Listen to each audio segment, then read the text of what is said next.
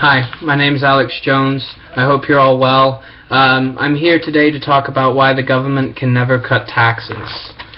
There is this thing called inflation, and you ask, what is inflation? Inflation is a tax on the middle class and the poor. The rich get richer and the poor get poorer because of inflation.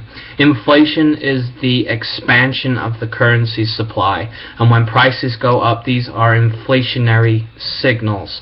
What is deflation, you ask? Deflation is a contraction in the currency supply.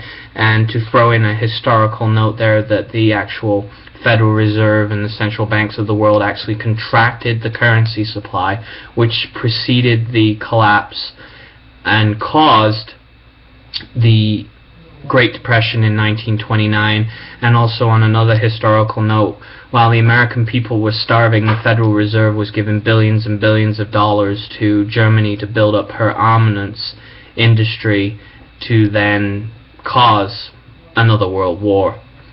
Now, with regards to the government coming along, or any of them promising that they're going to cut taxes, this is an absolute lie. Yet again, they are preying on your ignorance, because with regards to inflation, every single year the cost of living goes up.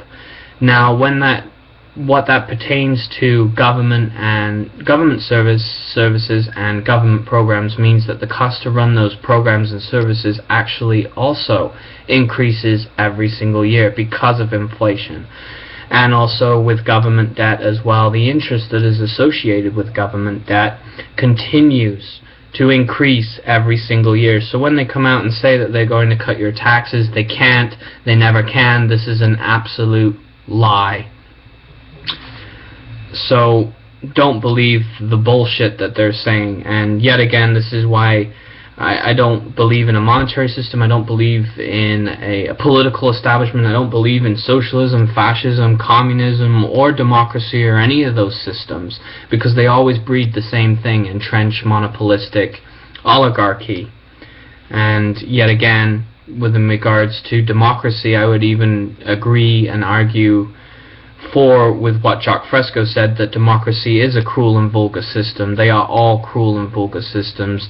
And yet again, this is, in my last video, I advocated for direct democracy here in Canada, so that people like me and other people out there can actually have a voice and a say in what goes on in our so-called democratic process. If you want to call it a democratic process, I call bullshit on that yet again, because I recently went to the debates on Tuesday in Orangeville, and I had about a minute to talk about what I wanted to talk about, and they get 5 minutes. I asked them about the Bank of Canada and debt-free currency, and they didn't have a clue what I was talking about. I interrupted Sylvia Jones and said, actually, it's in the Constitution. You've been violating the Constitution. Is the law of the land, and you've been violating the Constitution since 1974, because it clearly states in Canada's Constitution, Section 91 of the Constitution, that the government is the sole issuer of Canada's currency. And yet again, these people don't understand the issues. So I don't understand why you people constantly, every single 4 years, keep voting for the same people that don't understand the issues, regardless if they're a good person or not. I can't believe I just said that, but they just don't understand the issues that plague a country or a province or even a town. And there's also a book called Amusing Ourselves to Death, and they were talking about the debates between Lincoln and Duncan, and Lincoln debated for 7 hours, and Duncan came along and said, well, it's going to take me 5 hours to rebut what Lincoln said, so let's go home, have some dinner, and then we'll come back and get back at the debates that we're having. Whereas on Tuesday we only had 2 hours to talk about anything, if they were going to let us talk about anything at all. So this is why, yet again, I'm advocating for direct democracy in this country. Switzerland's one of the most richest countries in the world. If it works there, then why wouldn't it work here? A lot of people are saying, well, it's a smaller country and, you know, all these bullshit arguments. And I said, well, it's got nothing to do with population. It's the issue that matters. It's the issue that matters. And then it would force people to become more knowledgeable and actually less apathetic, because now they have to have a say in the issues that affect a country.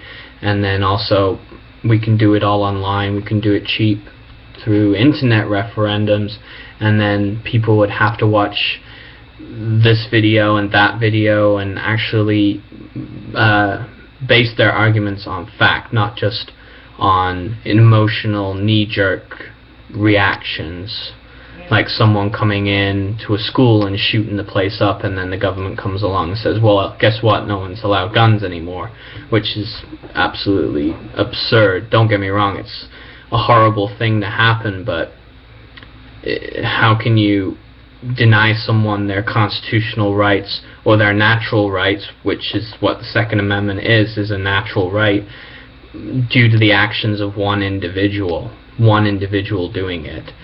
So, yet again, at least in a direct democracy, we'd have an option in stopping that right from the get-go.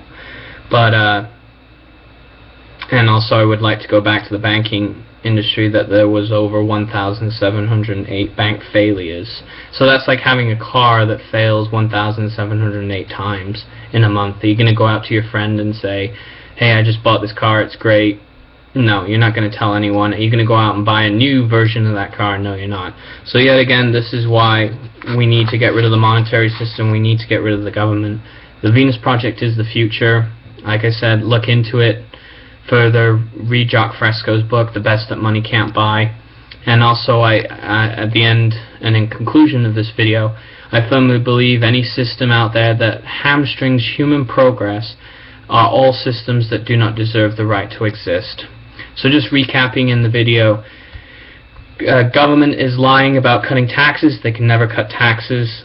Every year the interest on government debt continues to grow. I would also like to read from Michael Hudson's book, Finance, Capitalism and Its Discontents, page 24. Isn't the ECB taking over the function of bailing out EU governments, having done so with Eurozone banks? The ECB is not bailing out governments to maintain democratic programs, but to change their policy in an aggressive manner. The aim is to replace democratically elected governments in Greece and Italy and ultimately everywhere with oligarchy. German Chancellor Angela Merkel and other neoliberal leaders claim that democracy puts the interests of people ahead of paying bankers and bondholders, but that there simply is not enough to maintain their living standards and sustain a growth in wealth at the top at existing rates, so something has to give. As far as the ECB, the US Federal Reserve, Republicans and Democrats, British Conservatives and Labour are concerned, what should give our living standards, not the debt overhead. This is the leading demand of the oligarchic counter-revolution against democracy that plagues Europe and the entire Western world today. And also, Noam Chomsky wrote in his book, The Hopes and Prospects, and he clearly stated that the United States, Canada, and the United Kingdom are all plutocracies. What is a plutocracy? A plutocracy is a rule by wealth. Those that do, do. Those that don't, don't. So, Tuesday and the leaders' debate that I recently watched last night, it's an absolute sham, it's a lie, it's not a democracy. Stop calling it a democracy. It's a plutocracy, or a corptocracy, more accurately, to describe what we live under here in Canada, the United States, and the United Kingdom for that matter. I hope you enjoyed the video. If you like it, please share. Also feel free to send your abuse and your other status comments, and we'll go from there. I will be making more videos soon. Alright, thank you. Yay.